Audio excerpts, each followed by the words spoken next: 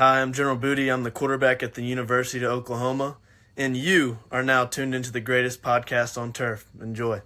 What's going on, guys? Welcome back to this week's weekly segment of Best Bets. Last week, we definitely let you down.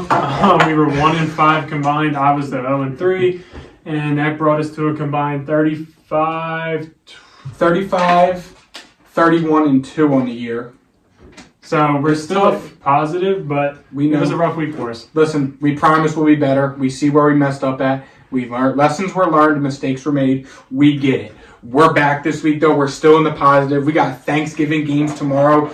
Word of advice, whenever there's an occasion, you always bet the over, and that's why we're here today, to give you guys best bets for tomorrow's, Friday's, and Sunday's games. Also, set your lineups in fantasy. We didn't touch on it and start set, but set games are tomorrow, so set your lineup.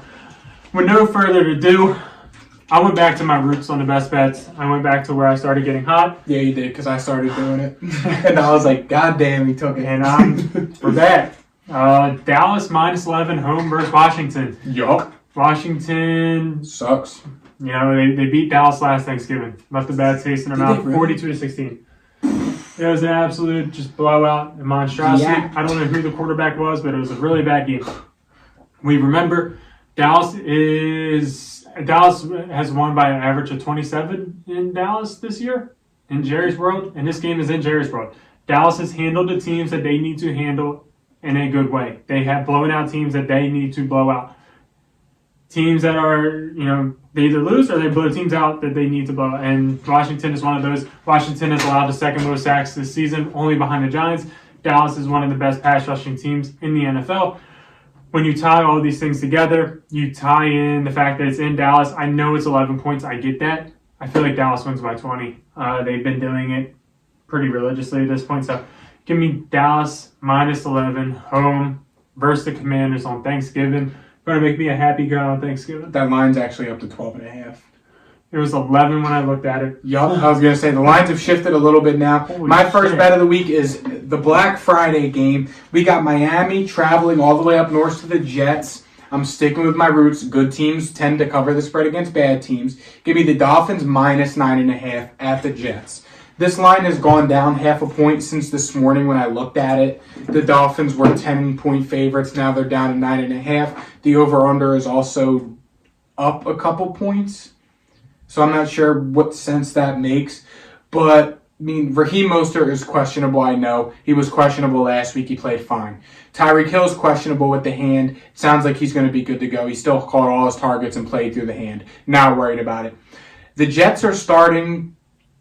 Who are they starting? Tim Boyle? Yep. The guy's never been good at football ever. The fact that he's on... Respectfully, props to him. But statistically, the guy just isn't a good quarterback. So it's kind of surprising that they're throwing him out there. But yeah, take the Dolphins -9.5 points. The Dolphins defense has been on another planet since getting Jalen Ramsey back. He was the defensive player of the week last week. And they're playing against Tim Boyle. Take the Dolphins, please, God. Also taking San Fran -7 at Seattle. I got a really bad feeling about Seattle this week. Geno Smith is banged up with an elbow. He is currently expected to play. I know it's in Seattle, and I understand that home field advantage is a big thing over there, but San Fran really isn't traveling that far, and Seattle hasn't looked like the Seattle that we had last year. They lost to the Rams last week. They barely beat the Commanders. They got absolutely destroyed by the Ravens. When you tie in all these things and you got a San Francisco 49ers team that has looked absolutely amazing after their bye week, they're pretty much all healthy right now, except for Hufanga, who is out for the year, unfortunately. This Niners team has gotten healthier after the bye week. They felt a little bit disrespected, and I think that they are cashing in on that right about now. So go ahead and take San Fran -7 in Seattle. Here's also a Thanksgiving bet I like. This isn't my bet, I just like it. Whenever there's an occasion, you take the over. This isn't the over. Actually, yeah, it is. Give me the Lions over. My next best bet of the week, though, again, the good teams tend to cover the spread against bad teams. This game's up. I have the Chiefs. I had them at -8.5, but right now, looking at it, Wednesday, November 22nd at 5:45 p.m., it is up to 9 points. It's simple as this. I know that the Raiders have been playing okay since they got their new interim coach, and he's good for the locker room, and da-da-da-da-da. But as Ryan alluded to in our Stardom Sit-em video we uploaded probably an hour or two ago, the Chiefs are going to get back to their roots. Running the football, letting Isaiah Pacheco eat.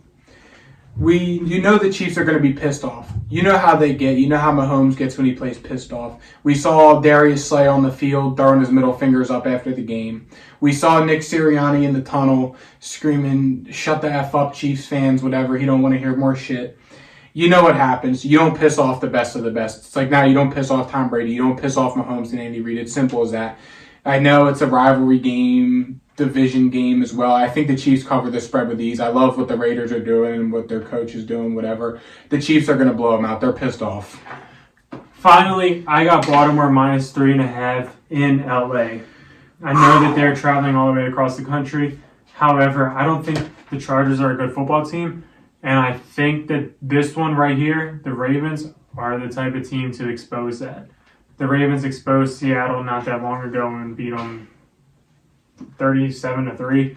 I feel like this is a similar situation. The Chargers are just not that good. It is what it is. Just like Anthony said and Ryan. They're just not that good. At the end of the day, they're just not that good.